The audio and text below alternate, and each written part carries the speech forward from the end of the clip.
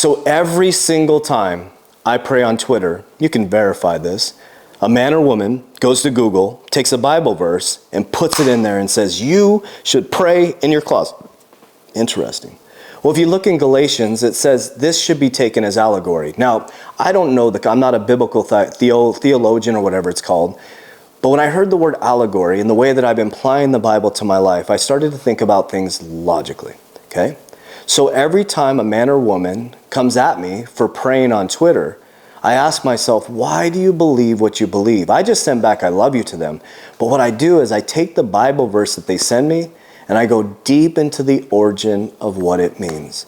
So the questions I start to ask myself, is the Bible a history book or is it a spiritual book that we can apply today? A couple examples. A camel went through the eye of a needle. Have you ever seen a camel go through the eye of a needle?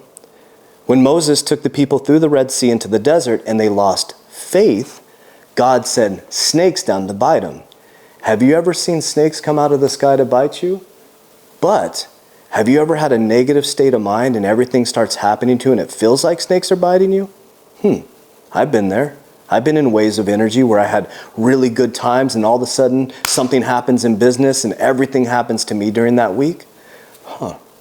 Have you ever seen someone go to a smoking acacia bush and go up and right of the mountain and come down with a staff that was a snake before? I haven't seen that. But I've seen in my own personal life, me mastering the 7 energy centers in my body, which straightened up my spine, chest proud, chin up, and I've been able to walk with Christ and my life is radically changed by changing the I am inside of myself. Have you ever seen someone part the Red Sea? No, but I've seen very powerful individuals who embody the teachings of Jesus Christ open up people's minds, but as soon as they lose faith, the snakes come to bite them.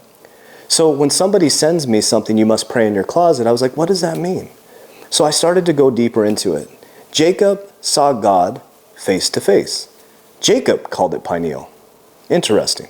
Moses went up the mountain to the right. He saw God face to face. So I started to think about this. Well, Jacob saw God face to face. Moses saw God face to face.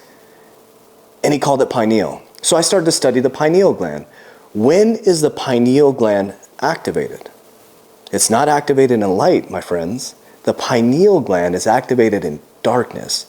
So maybe that quote you're sending me that says to pray in your closet means that I need to go into darkness. And Jesus said, take no thought and sit in the dark closet to allow my pineal gland to activate, to sit with God face to face. And my dominant thoughts, the great I am, is when I open my eyes and my pineal gland shuts down, it's my reality. I don't know, that sounds logical to me. Or we can take the Bible as a history book and we can take verses off Google every single time somebody who's trying to awaken through Christ or trying to do a good job and trying to be a good Christian or Christ-like, and we can judge them, or we can come together with our teachings and start applying this to our life. The choice is yours. You can spend all day Googling Bible verses and throwing out your doctrine, or you can start living it. You can start actually living it. You can stop going to church on Sunday or Monday or keep going to church on Sunday and Wednesday and actually taking those teachings and not driving out on the freeway and flipping somebody off by letting off the gas and praying for that person. But I just want to start to think about this for just a moment. So when the judgment comes, it actually inspires me to say, I love you, and figure out why you believe what you believe. Because I don't know. I haven't seen snakes come from the sky since I've been here. I haven't seen anybody part the Red Sea. But I have seen all those things happen within my physical life. And I have seen very powerful individuals open up my mind before. And I've had very powerful situations that drove me into suicide. And I remember right before suicide, snakes were biting me like crazy. But guess what I did? The first time I ever had prayed in my life on December 18, 2006, guess what I did? I prayed. I'd never had access to Christ, never met God in my life. And on December 18, 2006, before I committed suicide, I prayed. And guess what? The snakes disappeared. I don't know. So they tell me to pray in my closet, so I pray in my closet. I pray on Twitter. I pray while I'm driving. I'm going to pray in the streets. But what I do pray for is that you have an amazing life, that I have an amazing life, and that we as human beings on this earth can lock arm in arm and expand consciousness together and make this world a greater place.